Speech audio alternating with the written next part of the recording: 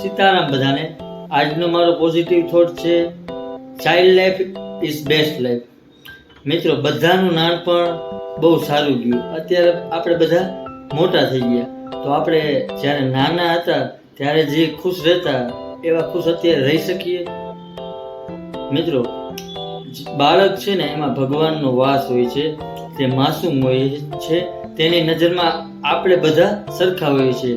આપણે જેમ જેમ મોટા થતા ગયા ને એમ હકીકત આપણી ખુશીમાં વધારો થવો જોઈએ, પણ એની જગ્યાએ હકીકત વધારો થયો, ઘટાડો થયો છે.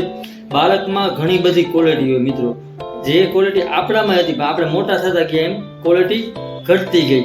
અને મિત્રો, દિવસમાં મિનિમમ 30 મિનિટ તમારે બાળક સાથે વિતાવી જશે. તેનાથી શું થશે?